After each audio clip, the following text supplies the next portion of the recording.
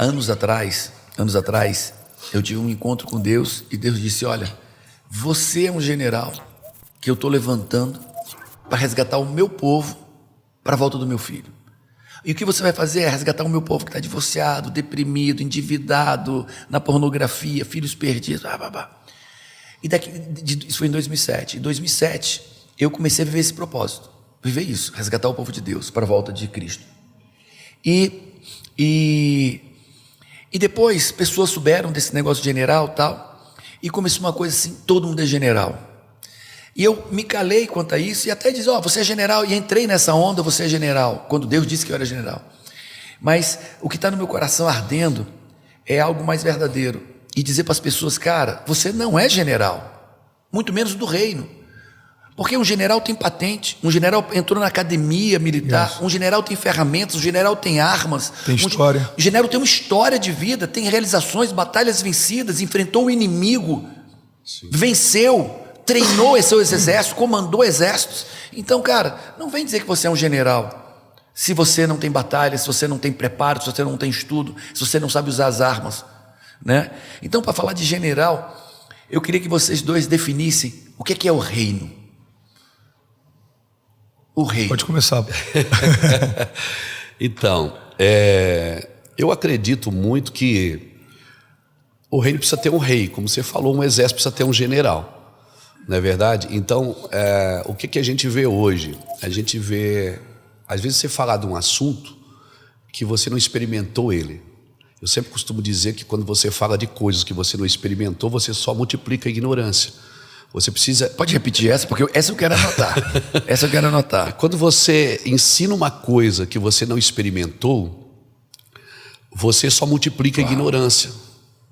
Entende? Porque o reino de Deus, a Bíblia, né? A gente fala de tem que ler a Bíblia, tem que estudar a Bíblia. Se fala muito, Paulo falava disso, do pleno conhecimento de Deus. O camarada acha que o pleno conhecimento é você conhecer a Bíblia. Não, o pleno conhecimento é você conhecer de quem a Bíblia está falando. Uau. Conhecer o Deus da Bíblia, não é a Bíblia de Deus. Porque se eu conheço só a Bíblia, eu informo, mas eu não transmito. Então, quando você experimenta, Paulo, por que você se tornou o que se tornou uma voz? Por quê? Porque você experimentou algo. Então, quando você fala, você não informa, você transmite. Caraca. Porque Deus você não estuda, Deus você experimenta. Provai e vede que o Senhor é bom. Então você não estuda a bondade de Deus, você tem que ter experiências sobre a bondade de Deus. Então o reino é isso. E se fala muito que a igreja tem que estabelecer o reino. A igreja não estabelece o reino.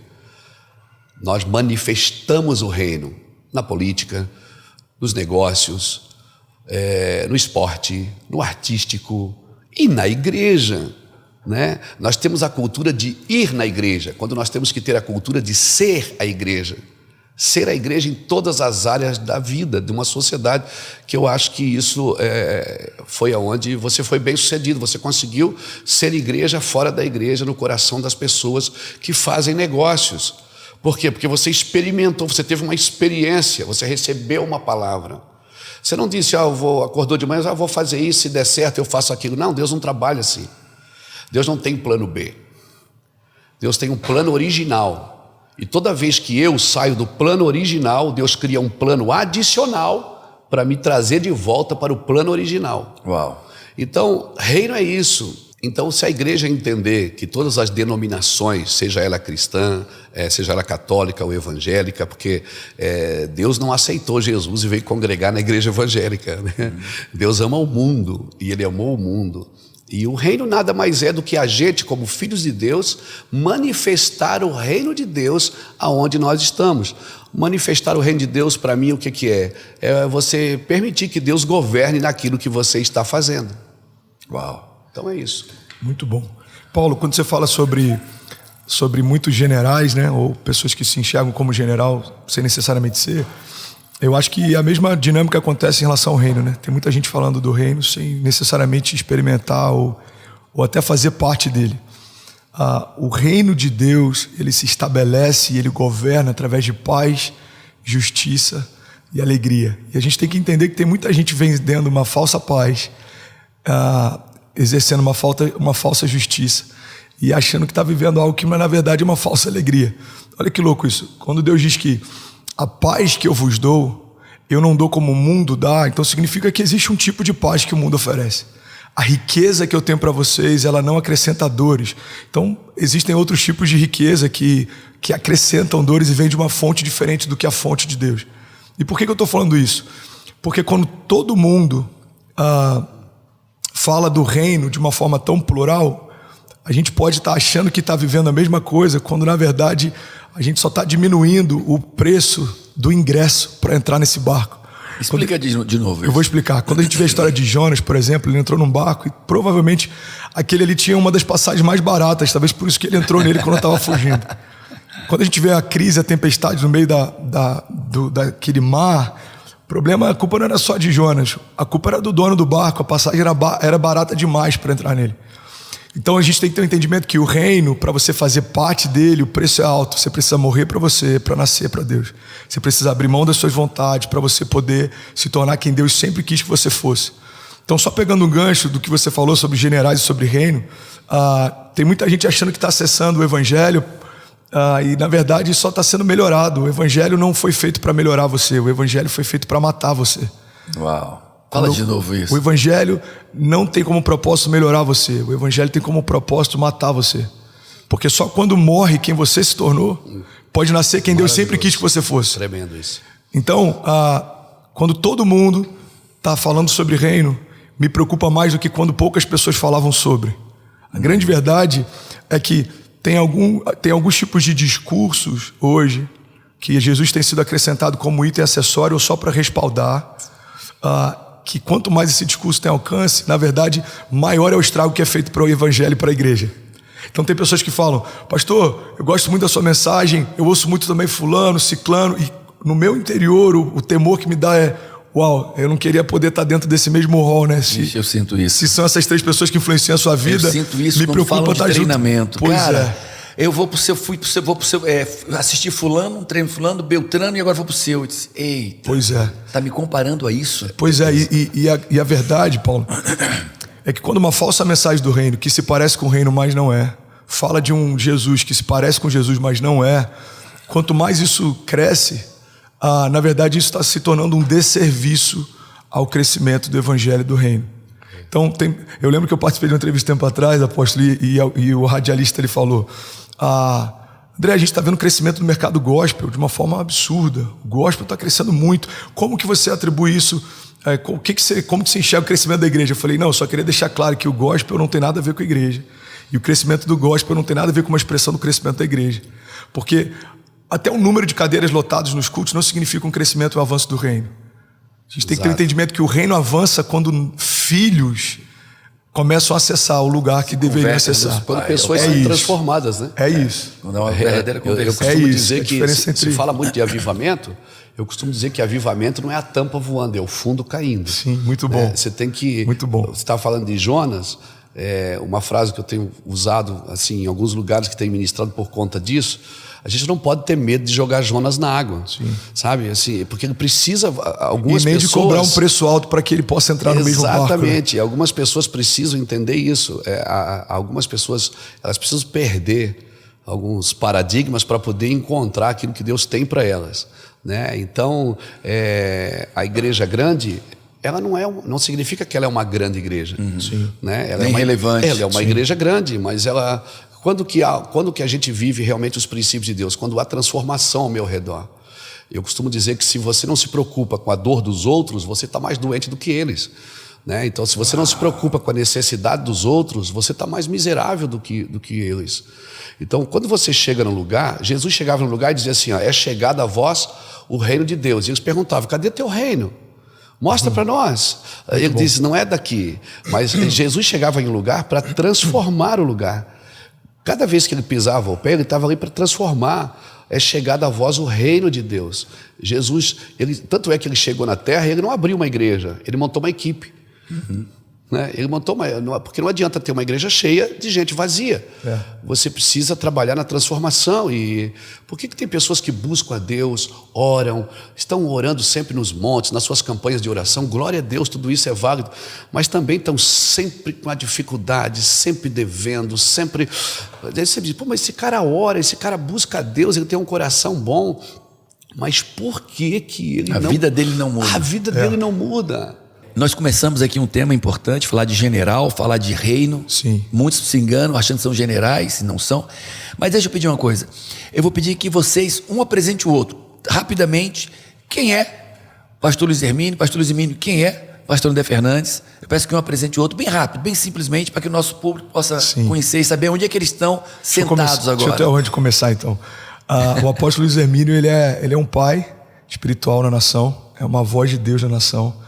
A mensagem de paternidade dele, diferente da mensagem de algumas pessoas, não é só uma ideia, mas eu vejo como uma expressão de quem ele é e como ele lidera a igreja. Eu tenho o prazer de ter alguns amigos que fazem parte do ministério dele, o Rafael Conrado, do Mevão dos Estados Unidos, Felipe Vilela e alguns outros que são homens de Deus que me inspiram, e eu vejo muito do que eles carregam sendo uma expressão do que o apóstolo Luiz Hermínio carrega.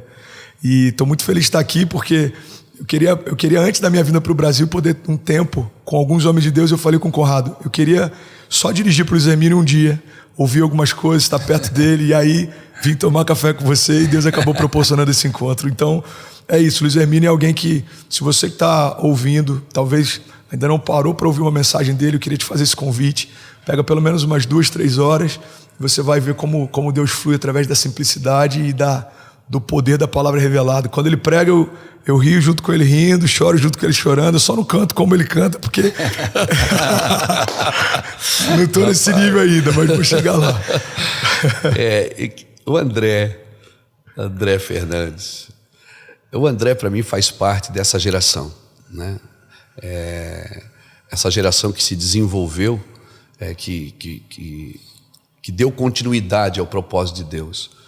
Eu creio que nós não temos problema de causar impacto, nós temos problema de causar continuidade. Yes. E quando eu vejo assim homens jovens como o André andando nos princípios de Deus, celebrando vida, celebrando família, celebrando nobreza, celebrando honra, cara, a gente se sente até melhor, porque se o seu trabalho não foi em vão, né? Eu sou aquele cara que começou com um carrinho lá, indo de cidade em cidade no meu estado, depois Paraná, depois São Paulo, e vendo o André, né, que a voz dele tem tocado o mundo. O André essa graça de Deus, essa simplicidade complexa, né, porque ao mesmo tempo que é simples, é profundo.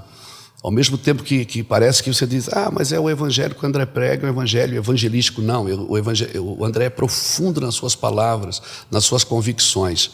E eu acredito nisso. Eu acredito que nenhum homem está disposto a morrer por aquilo que ele duvida, né? E o André não duvida, ele acredita, ele acreditou, ele embarcou e ele faz parte. E espere Brasil, espere América, porque vai longe esse negócio aqui. E nós vamos ficar só sentados na primeira fila anotando e celebrando, né? É o meu garoto. Glória a Jesus, glória a Jesus. Te amo. Glória a Deus. Celebro o que você carrega. Muito. Então vamos lá. Gente, agora vocês já sabem com quem vocês estão falando, sabem a mesa. E eu quero dizer para você, você não está aí.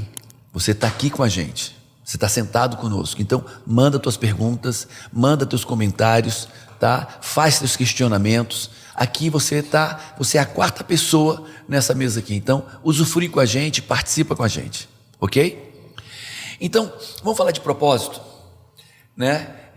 Eu falei que desde 2007 Deus me deu um chamado, e aquilo é o meu propósito. E o que eu mais recebo nas minhas caixinhas de pergunta é: Paulo Vieira, qual é o meu propósito? Qual é o meu propósito? Ou então, como é que eu encontro o meu propósito? E o que é que Deus tem gritado no meu coração? Você não encontra seu propósito. É o seu propósito que encontra você quando você descobre quem você é em Deus. Quando eu descubro quem eu sou em Deus, eu tenho certeza, eu creio, que nem você decidiu o que ia fazer, nem você. Sim. Simplesmente quando você descobriu quem você era em Deus, o propósito te pegou pelo braço, saiu te puxando e te levou para bater em cidade, te levou para os Estados Unidos, te leva para aqui, te leva para ali. E comigo foi assim, nós não tivemos a menor escolha. Nós somos arrastados pelo nosso propósito. E a pessoa, ok, Paulo, então já sei, então eu descubro minha identidade. Quando eu descobri minha identidade em Deus, e meu propósito me pega. Aí a segunda pergunta é, e qual é o meu propósito? E disse, cara... Qual é a sua identidade? Descobre tua identidade. Mas teu propósito já foi revelado. Ele disse, não, foi. O seu de qualquer um já foi revelado por Deus o propósito de Deus. E qual é? É simples. É o primeiro e segundo mandamento da Bíblia. Amar Deus sobre todas as coisas. E é o próximo a ti mesmo. E a Bíblia diz, se você cumprir isso, a Bíblia toda é desnecessária. Está lá escrito 2 vezes. Se você conseguir amar o próximo como a ti mesmo, e a pessoa, quem é o próximo? É quem está do teu lado. É quem está do outro lado desse microfone. Sim. É o próximo. Se você conseguir se amar e amar ao próximo, você está cumprindo o propósito de Deus. Esse é o propósito de Deus. Então a pergunta não é mais qual é o seu propósito. A pergunta é qual é a minha identidade. E a pergunta é como eu cumpro o meu propósito de amar o próximo como a mim mesmo. Como eu cumpro o meu propósito?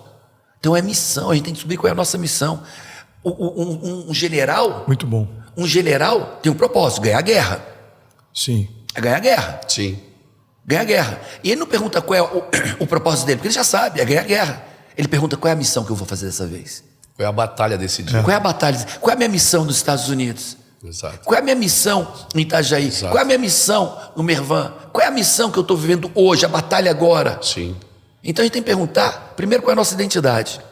Porque o propósito já foi revelado, quando você sabe a identidade. E depois qual é a missão para cumprir meu propósito? Então eu quero que vocês falem disso. Como é que vocês veem o propósito? Como é que vocês veem essa época do Brasil? Eu creio que existe um propósito de Deus para as nossas vidas. E nesse propósito tem uma missão que está sendo revelada. Quero que vocês falem para mim. Propósito. Muito bom. Essa palavra identidade, ela define tudo, né? Porque eu só me acho em Deus. Né? Eu preciso me achar em Deus. Porque se Deus me criou, né, eu já começo ali, vou citar um versículo bíblico, Gênesis capítulo 1, versículo 26. Né? Deus criou o homem e disse para ele, domine sobre todas as coisas. Então, Deus tem um propósito para o homem. Então, o meu propósito está em Deus. Enquanto eu não achar essa presença de Deus, esse lugar em Deus, por que Deus me chamou, eu nunca vou achar o meu propósito, né?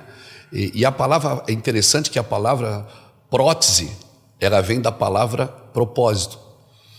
E quando muitas vezes no corpo de Cristo a gente perde o propósito, para continuar funcionando, a pessoa põe uma prótese. E a prótese funciona, só que ela não está ligada mais na cabeça. Então o propósito não é funcionar, é estar ligado à cabeça para funcionar na hora certa, do jeito certo, da forma correta. Então o propósito é esse. Para mim, eu entendo, Paulo, que o propósito é você se achar em Deus. Você falou tudo, identidade, né? Quem é Deus? Porque você olha por exemplo, vamos citar um personagem bíblico aqui, João Batista. Ele vê Jesus passar e disse, eis o Cordeiro de Deus que tira o pecado do mundo. Ele apontou, ele disse, está ali ele, está ali. Aí depois ele foi preso. Quando mudou as circunstâncias dele, ele disse, será que era ele mesmo? Ou nós devemos esperar outro? Aí ele chamou 2 discípulos e disse, vai lá e pergunta a ele. Se era ele mesmo, nós devemos esperar outro. Aí os 2 discípulos foram e Jesus disse, não, vai lá e diz para o João que os cegos estão vendo, os mudos estão falando, há prosperidade, as coisas estão acontecendo. Pronto, João entendeu. A diferença de Paulo, porque Paulo não disse, eis o Cordeiro de Deus. Paulo disse, já não sou mais eu que vivo, é ele que vive em mim. Porque uma coisa é você ver Deus nos outros, outra coisa é você ver Deus em você. Então, quando você só consegue ver Deus nos outros, você está sempre admirando, imitando, né? Sempre você está olhando para a vida do outro e muitas vezes se comparando, e quem compara compete, né? Os caras se comparar, quem compara compete. Então Deus não mandou me comparar com o Paulo. Deus não disse assim, sede santo porque o Paulo é santo, Luiz, ou sede perfeito porque o André é perfeito. Ele disse, o meu padrão de comparação, de identidade é Cristo, não é outra pessoa. Uau. Então eu não posso estar preso no que o outro pensa de mim, no que o outro diz de mim. Ele diz ser perfeito porque eu sou perfeito. Então eu consigo ser perfeito? Não, mas eu preciso ser sincero. Eu só consigo ser perfeito na presença, andando na presença de Deus. O que é que eu vejo hoje? Por que tanta competição, inclusive no meio cristão? Porque há falta de identidade. Porque, poxa, eu vim aqui, né? Poxa, eu admiro o que Deus está fazendo na vida do André, o que Deus está lavando Miami, né, cara? O que Deus está fazendo na vida do Paulo. Puxa, o Paulo tem sido uma voz, como é maravilhoso. Você está lá no aeroporto, você olha lá o livro do Paulo, e você sabe que o Paulo é um homem de Deus e está fluindo. Mas eu não tenho inveja disso, porque eu tenho o meu propósito, eu me achei em Deus. Sabe, eu não preciso... E joga no mesmo time. Exato, a gente, assim, 1 Coríntios 12, desculpa que eu falo muito da Bíblia mesmo, porque eu aprendi tudo ali, né? Então é o seguinte, 1 Coríntios 12, o ouvido pode dizer para o olho que ele não tem propósito, o olho pode dizer para o nariz que ele não precisa dele. Então, se a gente entendesse o propósito de cada um e respeitasse, porque quando eu digo que o Paulo, poxa, eu pensei que Deus me amava, Deus ama o Paulo, eu estou dizendo que Deus errou comigo. Pronto, eu já saí do meu propósito, porque o meu propósito está na minha identidade, eu tenho que achar a minha identidade, porque quando eu acho a minha identidade, então eu acho o meu propósito. Para encerrar, quando Jesus se perdeu do pai e da mãe, aos 12 anos, né? Isso, Jesus se perdeu, eles disseram assim, foram atrás de Jesus, chegaram lá, Jesus, fazia 3 dias que Jesus estava perdido no templo. A mãe diz assim, Maria diz assim, meu filho, por que tu fizesse isso? Nós já te procuramos em tudo. Ele disse, vocês não sabiam que eu estava aqui tratando dos negócios do meu pai? Ou seja, a minha cosmovisão é essa, eu tenho uma cosmovisão. Eu tenho uma empresa, eu tenho negócios, sou um atleta, eu sou um artista, mas eu tenho uma cosmovisão. Qual é a minha cosmovisão? Porque a tua cosmovisão é que ensina você a tomar decisões. Né? Então, com 12 anos, Jesus já tinha uma cosmovisão. Ele já sabia quem ele era, a identidade dele. E aí, olha aqui, pegar aqui o gancho. Olha o que ele disse. Jesus, com 12 anos, sabia quem ele era. Por quê? Porque ele sabia de quem ele era filho. A minha identidade necessariamente decorre também do meu pai. Se eu não sei quem é o meu pai, como é que eu vou saber quem eu sou? Sim. Paulo, isso é maravilhoso. Sabe por quê? Porque a gente diz assim, mas Jesus era filho de Deus, pô. Aí eu pergunto, você é filho de quem? Você é filho de quem? E outra coisa. Mas tem gente que é filho do macaco. Eu não. Eu não sou mais semelhante do macaco, eu sou mais semelhante de Deus. Eu sei qual é a minha identidade e a minha origem. Cada um tem a filiação que Freud é muito legal. Freud é muito legal, Sócrates puxa demais, Darwin é legal, mas quando o sapato aperta, meu amigo, você tem que ir em quem criou, entendeu? Porque quem criou conhece sabe o que está faltando, conhece tudo. Então é isso. Eu tive que fazer um comentário aqui antes de passar a palavra. Eu tive um amigo, tem um amigo muito inteligente, muito inteligente. Os filhos são campeões de Olimpíadas de matemática no mundo inteiro. É uma família de gênios. E esse meu amigo é muito gênio, cognitivamente. Mas a genialidade dele tornou ele autossuficiente de Deus. A inteligência dele, né, como ele é muito inteligente, ele não consegue explicar Deus, então ele não acreditou em Deus. E o filho mais novo teve uma doença grave no coração, nasceu com uma doença muito grave. E no frigir dos ovos, quem é que estava pedindo oração para o filho? Está entendendo? Quando aperta o sapato, amigo, quando você não tem mais o que explicar, não tem mais a quem pedir, não tem mais gente humana para resolver o teu problema, olha para dentro. É para lá que você vai encontrar Olha Deus. para dentro, você vai achar. Vamos lá, pastor André. Ô Paulo, uma coisa que o Luiz Emílio falou que eu acho muito poderoso é esse momento de João Batista questionando se Jesus é o Messias, né? Uma coisa que eu queria compartilhar que tem tudo a ver com propósito é o seguinte: a gente vê que antes dele nascer ele já sabia que Jesus era o Messias, né? A Bíblia diz que no ventre da mãe eles se encontraram e se reconheceram ali. Então João Batista é gerado no ventre estéril, Jesus é gerado no ventre virgem. E quando esse encontro acontece, os dois sabiam o que cada um carregava e quem era quem. O que me deixa impactado, isso pode ajudar muito você que está assistindo a gente aqui, é o poder da influência. Quando João está preso, as notícias que ele tem a respeito do que Jesus está fazendo vêm de fora. Ele não está vendo o que Jesus está fazendo. Ele está ouvindo a partir da perspectiva de outros o que Jesus está fazendo.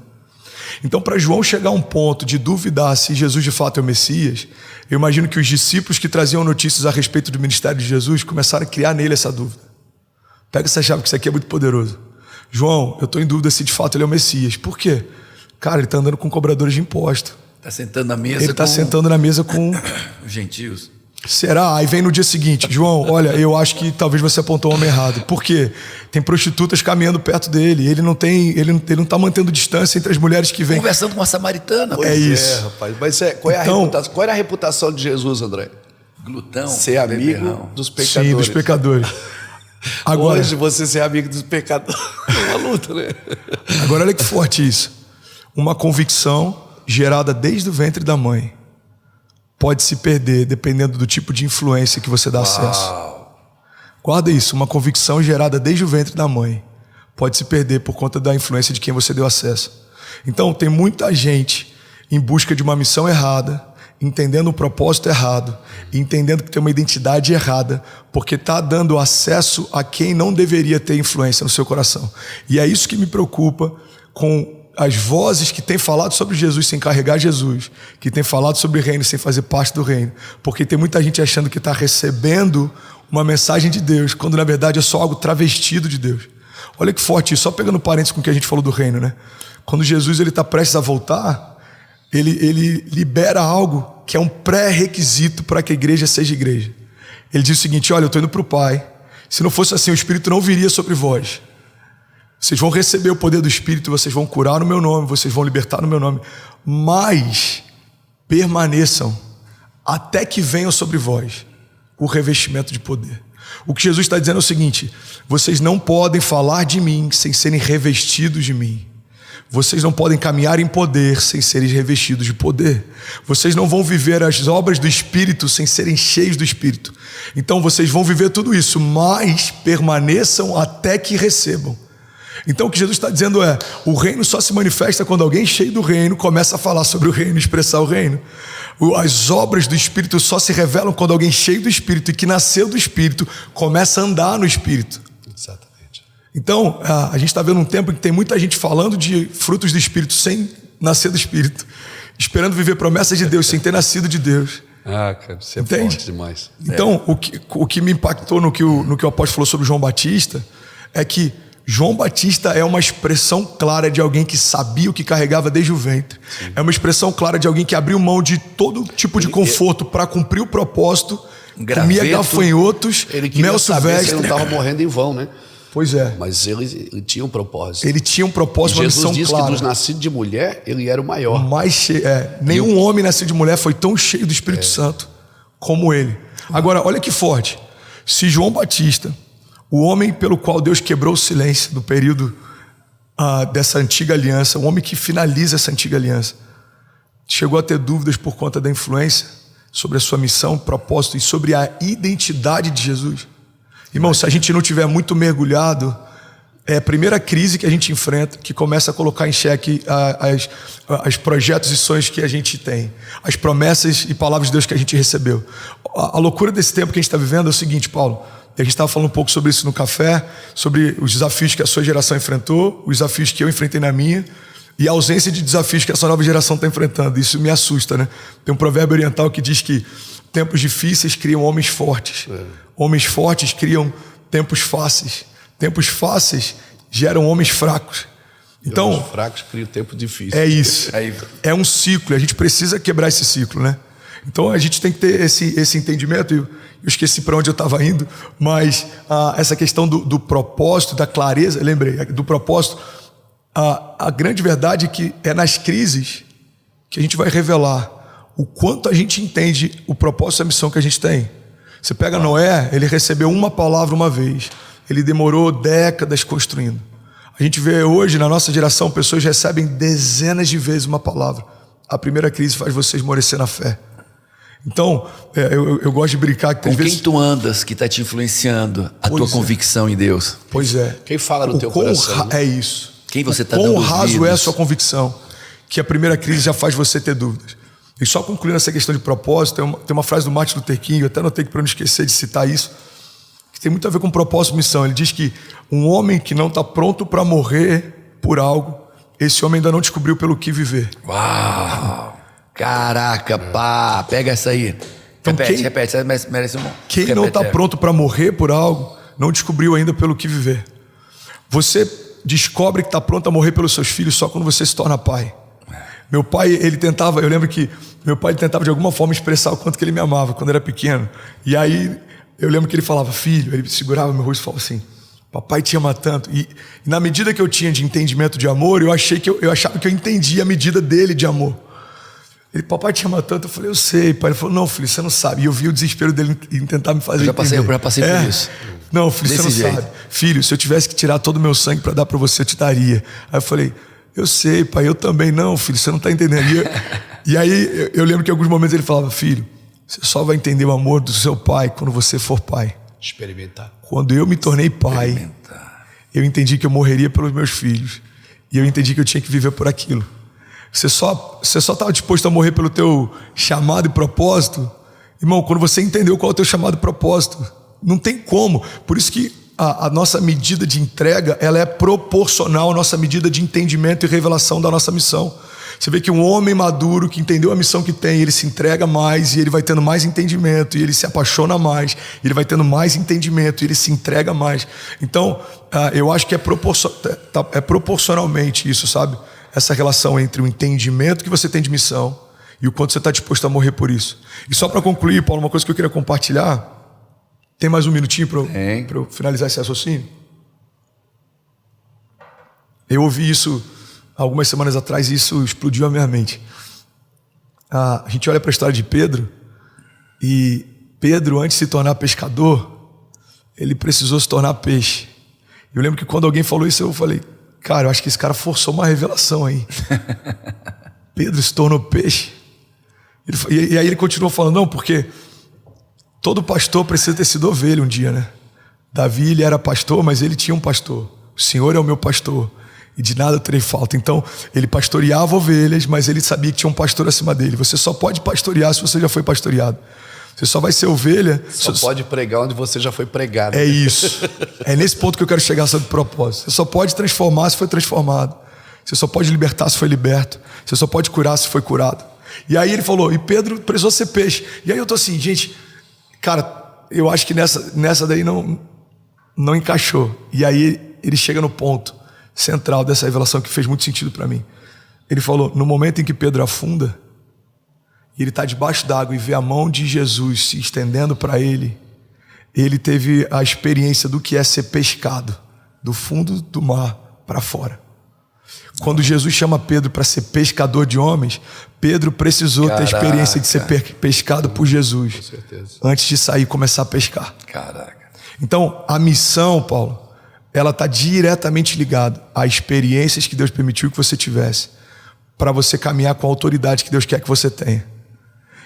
E é por isso que eu acredito que hoje eu tenho autoridade para ministrar cura, porque em 2017 meu coração estava parando, eu estava de fralda, catéter na minha jugular, catéter na minha subclave esquerda, direita, 24 horas por dia tomando antibiótico de alto espectro, 3 injeções por dia na barriga para não dar problema nos rins. Experimentou. Então, quando eu oro por cura hoje, o meu nível de empatia é infinitamente diferente do que era antes. E meu nível de autoridade também. Por quê? Porque eu sou marcado. Com certeza. Por que Jesus aparece para os discípulos com as marcas ainda? Tomé pode tocá-las. Porque o evangelho não veio para maquiar suas marcas. As suas feridas são que te dão propriedade para falar do que você viveu com ele. As tuas feridas são justamente aquilo que te dão propriedade para falar sobre aquilo. É isso. Então, geração da estética, olha para mim e guarda isso. O problema é que na nossa geração estão ensinando a gente a maquiar o que na verdade é a glória que a gente carrega. As suas marcas, as suas cicatrizes, elas ferem a sua estética, mas elas apontam para o seu milagre. Eu lembro que eu fiz essa oração, e eu vou entregar aqui porque Jesus está aqui, irmão. Eu sinto muita graça nesse encontro. Eu lembro que eu cheguei a pedir isso para Deus, e não faça disso uma doutrina, tá? Isso é algo pessoal. Eu lembro que um dia eu estava no banheiro do hospital, eu falei, Deus, deixa alguma marca desse tempo, porque eu não quero ter a chance de esquecer do que eu estou vivendo aqui. Então, eu tenho uma marquinha bem pequenininha, mas quando eu passo a mão eu sei o que já teve aqui. E aí eu lembro que eu fiquei com essa marquinha aqui do catéter nos lugares onde eu tive que botar o antibiótico. Eu falava, deixa uma marca desse tempo para eu lembrar. As minhas cicatrizes hoje são o meu orgulho. Paulo fala, olha, eu me orgulho em nada além da cruz de Cristo. Cara, a cruz era um lugar de morte, era um cenário que não foi bonitinho. O problema é que a gente tem que entender que milagres não são fofinhos, Paulo. A mulher do fluxo de sangue sangrou por anos. Eu vi um cara o paralítico teve que ser exposto por um telhado, estendido por uma corda. O cego, ele teve que experimentar o cuspe virando lodo para que ele pudesse enxergar. Milagres não são fofinhos, eles são gerados no meio de um ambiente de dor, de lágrimas, de de caos. Um pastor caos. dizendo domingo passado que o milagre só acontece porque teve um problema. Ah, você pegou, né?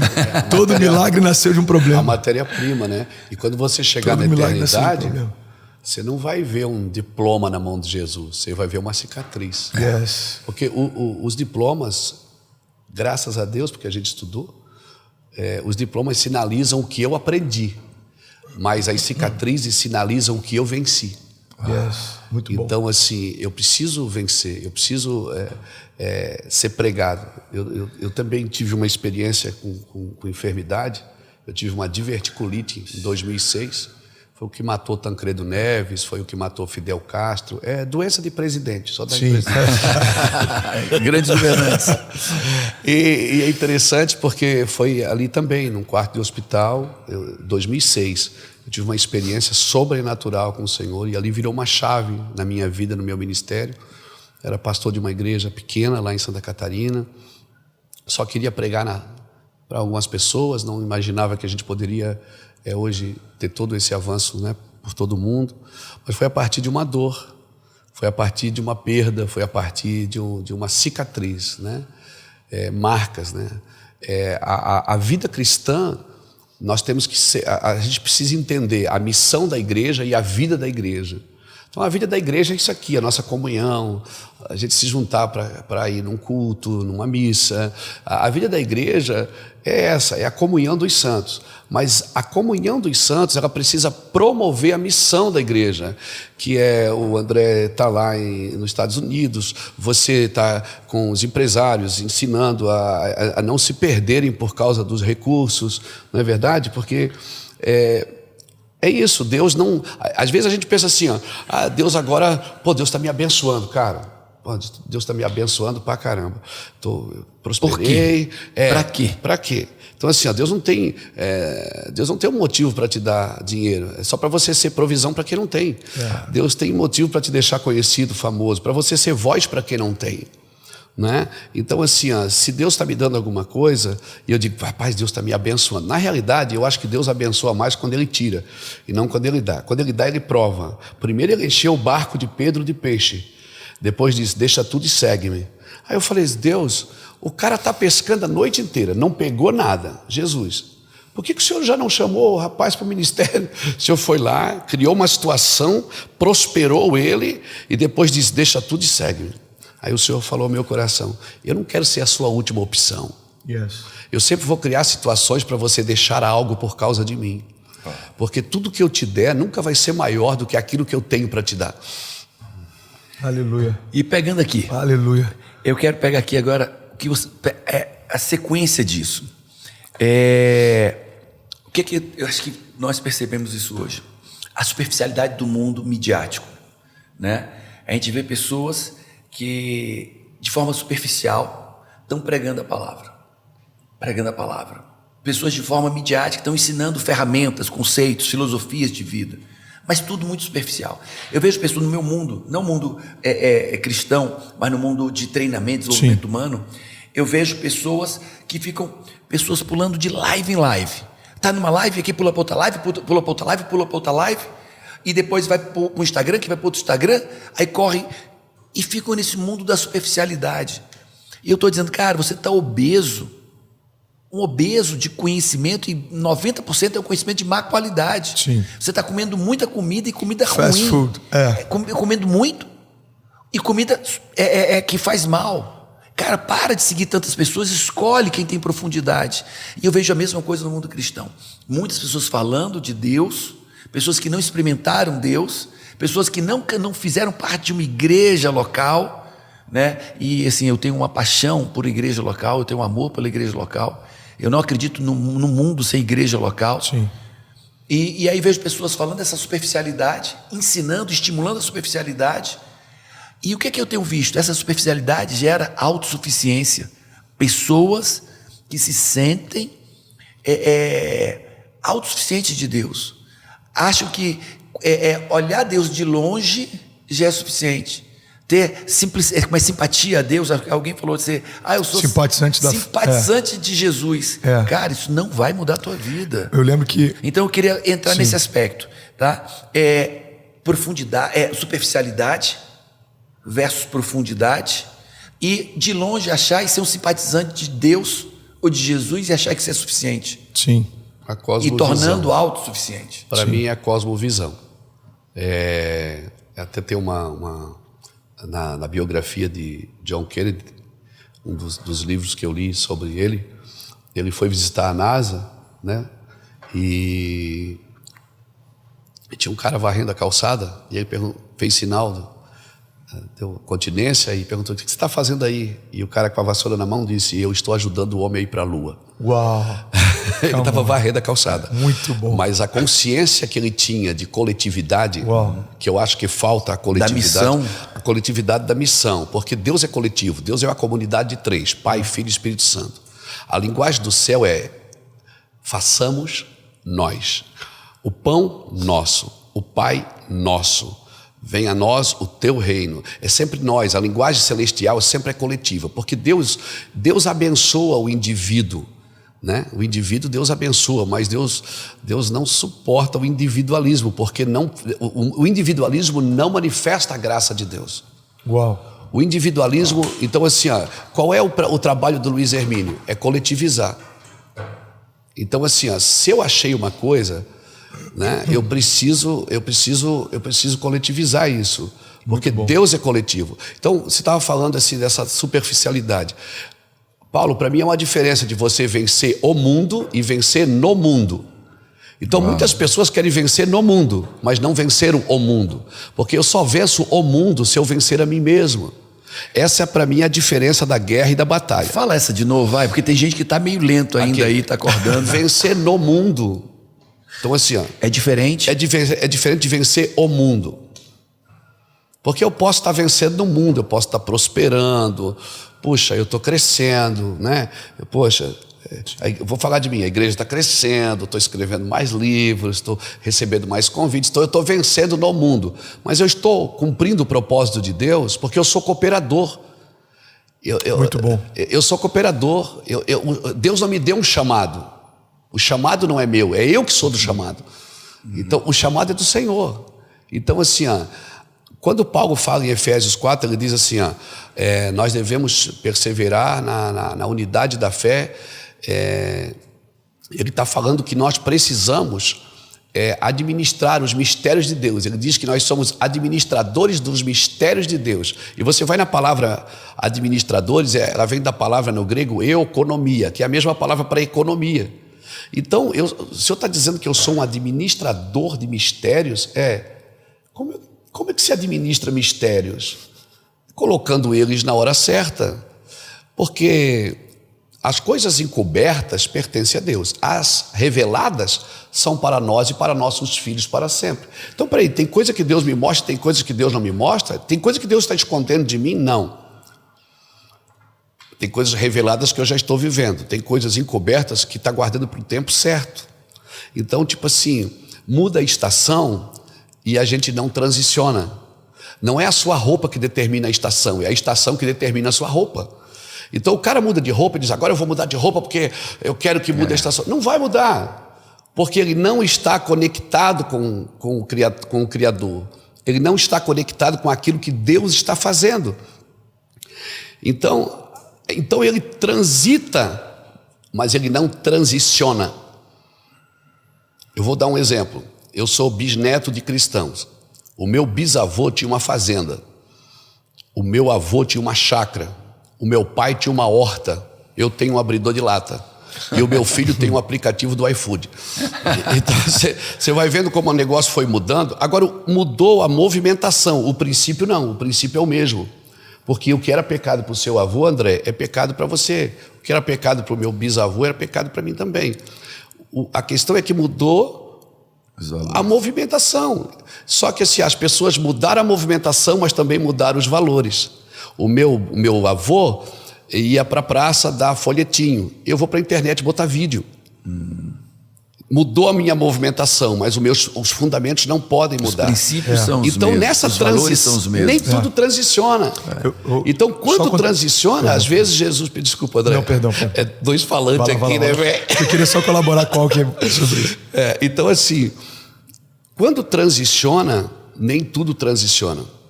Tem hora que eu tenho que transitar e tem hora que eu tenho que transicionar.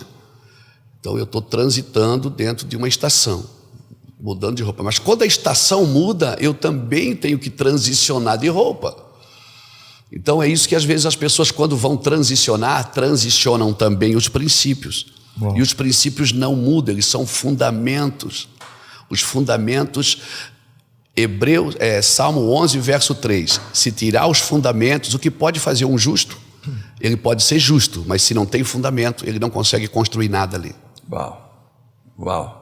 Bom, uma coisa que eu queria compartilhar, cooperando com o que o Luiz Hermínio falou, esse desafio de você transicionar geração, né? Você transicionar linguagem, você transicionar tempo, mas sem você abrir mão de alguns princípios. Acho que talvez um dos melhores exemplos em relação a isso é uma garrafa de água mineral, né? Eu lembro que eu vi esse exemplo uma vez e isso marcou para sempre. Você pega uma garrafa de água e, por mais que a água não tenha validade, em toda embalagem de água mineral você vai encontrar uma validade ali. E por que uma água que não estraga tem validade? Porque a validade não é da água, a validade é da garrafa. E assim é a mensagem do Evangelho. A mensagem, ela é incorruptível, nada precisa ser acrescentado, ela é completa, perfeita. Mas aqueles que carregam essa mensagem, eles precisam transicionar quando a estação e a geração transiciona. Então, a gente já bebia... Sem perder os princípios e os valores. É isso. Como usando o exemplo que o Luiz Emílio deu, né? Já teve a época de a gente usar filtro de barro. E aí passou do filtro de barro para outros tipos de garrafa. E agora você tem água na geladeira e tem todo tipo de fonte, mas continua sendo água. O grande perigo é que, às vezes, na tentativa de flexibilizar a linguagem, tem gente que está diluindo a mensagem. E vulgariza, né? Vulgariza a mensagem. Esse é o maior perigo que a gente pode correr nesse tempo. Então, você que talvez... você que não sei, a gente está falando com várias pessoas, alguns cristãos e outros não, talvez alguns líderes e outros não, mas se você tem algum papel de influência, através de uma fé cristã, eu queria te fazer esse apelo. Cuidado para, na tentativa de você flexibilizar a linguagem, você não acabar diluindo a mensagem. Eu lembro que uma vez Deus falou isso comigo, Paulo. Ele falou: do que adianta mais pessoas bebendo de algo que não tem mais poder para curar? Porque um pouco de graça com um pouco de lei é como graça nenhuma e como lei nenhuma. Um pouco de evangelho com um pouco de estratégia é como evangelho nenhum, estratégia nenhuma. Então a gente tem que tomar muito cuidado com isso. Quando a gente fala de superficialidade, a gente pode falar, por exemplo, sobre o sinal da besta, né? Durante muito tempo a igreja tinha essa preocupação com o 666. Vai ser tatuado na testa, vai ser um código de barra, vai ser um chip. Na simbologia bíblica, o número 6 representa o homem, né? No 6º dia o homem foi criado. Então, o 666 fala de uma mentalidade, que é justamente o que a gente está começando a viver, já está muito enraizado nos dias de hoje. Fala a respeito de humanismo. É o homem, pelo homem, para o homem. Então, você nasceu com um sexo estabelecido. Nos dias de hoje, não, você escolhe o sexo que vai ter. O que você nasceu é relativo, você decide. Tem pais que não estão nomeando seus filhos para que, quando eles entenderem qual o sexo que eles querem ter, possam escolher, inclusive, a identidade e o nome que vão ter. É um nível de liberdade tão grande que, olha só como isso desconfigura. Mas qual é o maior ladrão do propósito? Mas olha como que isso desconfigura. Olha como que isso desconfigura. É muito além do sexo, de ser gay ou não ser gay, vai muito além disso. Um pai que abriu mão de nomear o seu filho, abriu mão de um papel de governo e autoridade sobre a sua criação, abriu mão de um papel de sacerdócio sobre o que gerou. Porque você pega a criação, a Bíblia diz que Deus criou todas as coisas e quando coloca o homem no jardim, o homem não fez nada, mas foi convidado por Deus a nomear o que Deus havia feito. Irmão, pega essa chave. Quando Deus convida o homem para nomear o que Deus havia feito, é para que de alguma forma ele tivesse uma participação na criação. É para que de uma forma didática ele aprendesse a exercer governo sobre o que foi criado por Deus. E é para que a criação começasse a ouvir através da voz do homem o peso da voz de Deus. Quando o homem falava, é como se o próprio Deus falasse. E olha como isso se restabelece a partir da cruz. A Bíblia diz que nós fomos reconciliados com Deus mediante o sacrifício físico de Jesus. Mas não só isso. Recebemos também o ministério da reconciliação, para que quando abrimos a nossa boca e dissermos reconciliem-se com Deus, é como se o próprio Deus falasse através de nós. Caraca. Paulo, o que a Bíblia está dizendo é o seguinte: o que Deus queria desde o início, agora volta E se cumpre. e se cumpre através da salvação, que é o quê? A criação. Ter voz de governo, Reina. voz de autoridade. Reinarão em vida. Então, por que o humanismo ele é tão diabólico? Por que isso representa o final dos tempos? Pegou o que o pastor falou? O 666 pode ser compreendido. O homem, pelo homem, para o homem. Porque o 6 é o número do homem. No 6º dia foi criado o homem. Então, ó, o homem, pelo homem, para o homem. 666. Começa no homem, passa por ele e termina nele. Quando na verdade tudo começa em Deus. Fala ao contrário, né? Tudo começa em Deus. Dele, por ele, para ele são todas as isso. coisas. Se sustenta através de Deus. Uau. E termina em Deus. Aponta para ele. Então, só para concluir, um minutinho, porque isso aqui é muito poderoso. Pega a chave. Pega essa chave que isso aqui pode mudar a sua vida. A gente começa a flexibilizar a questão do sexo. Isso é relativo, quando na verdade o Criador já estabeleceu. A gente esvazia de autoridade e de sacerdócio a voz dos pais. Porque agora ele não tem mais influência nem em escolher o nome do filho. Se a criança aprende... Ó, vamos pensar aqui comigo. A criança aprende tudo. Se não é o pai que ensina quem ela é, quem é que está ensinando essa criança quem ela é? O direcionamento que ela tem.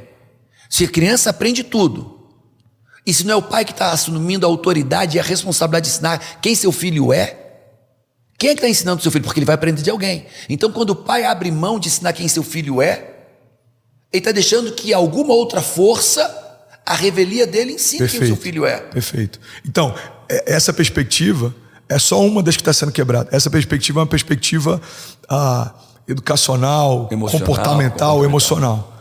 Isso está sendo quebrado. De forma espiritual, também.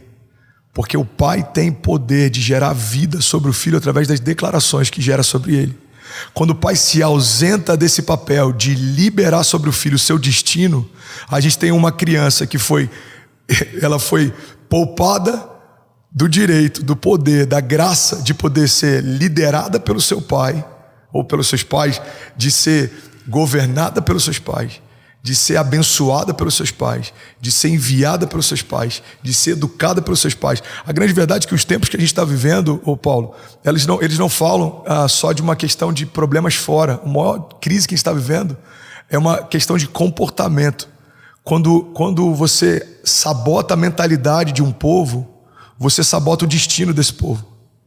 Olha o que a palavra de Deus diz: transformai-vos pela renovação do vosso entendimento, para que possam experimentar qual é a boa, agradável e perfeita vontade de Deus. Você só experimenta a vontade de Deus quando você tem um entendimento renovado. Se você aborta o entendimento de um povo, é impossível você viver a vontade de Deus no meio desse povo. Então, vou dar um exemplo, tá? Alguém que nasceu homem, eu vou finalizar aqui. Alguém que nasceu homem e por livre e espontânea vontade se tornou mulher. Ele sabotou todas as promessas que ele tinha como homem de Deus. Porque ele não é... Como você vai ver as promessas que Deus tinha para mim como homem de Deus se eu deixei de ser homem? Você entende como que é muito mais profundo do que só uma questão moral? A troca de sexo não é uma questão moral. Ela implica diretamente na identidade que você tem, não só como cidadão. O problema é que as leis, elas militam no que diz respeito a você como cidadão. Essa é a diferença, inclusive, entre o conjunto de leis dos americanos e dos brasileiros, né?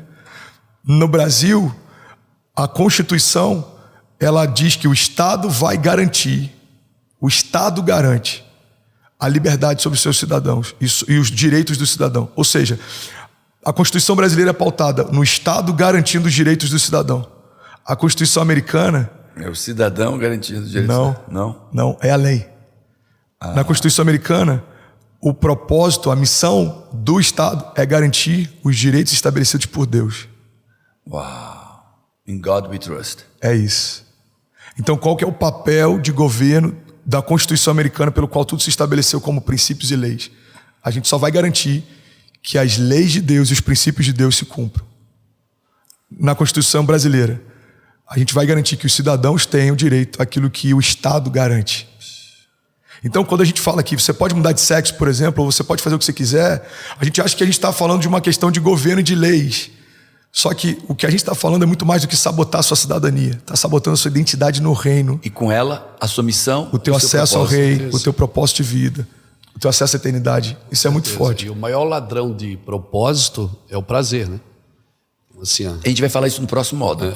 Vamos falar. A gente vai fazer essa pegada no próximo módulo. Viver uma vida de prazer, sem frustração. Sim. Sem... Paulo, deixa eu só fazer um parênteses aqui, porque essa questão de sexo vai bater muita gente. E antes de você vir questionar, você tem total liberdade de fazer o que você quiser, a não ser que você queira viver o tipo de vida que Deus propõe. Se quiser viver a vida de Deus, tem que ser nos termos de Deus. E nos termos de Deus, o convite que Ele nos faz é: você tem que morrer para você, para nascer para Ele. Agora, se você quiser ter a sua vida do seu jeito, tá tudo bem. Só não dá para querer que as duas coisas coexistam. Elas se anulam. É paradoxo. Ou é um ou é outro. Ou é um ou é outro. André, eu não concordo com você, tá tudo bem, mas eu concordo com a palavra. Então, se você não concorda com o que está sendo falado, naturalmente você discorda da palavra. Não é pessoal, entende? Não é o André Fernandes que está falando isso. Eu só sou alguém que está repetindo algo que a palavra já falou primeiro.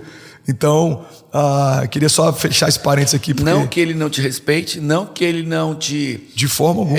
Não, ele só está sendo uma opção, objetivo. E eu não tenho nem acesso a opção é sua, porque a vida é sua. O amor de Deus, ele não muda. Salmo 25, verso 14, diz assim: o segredo do Senhor é para aqueles que o temem. Então, peraí, Deus tem segredos? Deus ama a todos? Ama, mas tem segredos que não conta para todos. Yes. Revela aqueles que o temem. Yes. Então é por isso que o seu propósito você acha em Deus. Tem segredos que só Deus pode te mostrar, porque foi Ele quem te criou. A glória de Deus é ocultar, né? A glória de Deus. A glória dos reis é ocultar certas coisas. A glória do rei é descobri-las.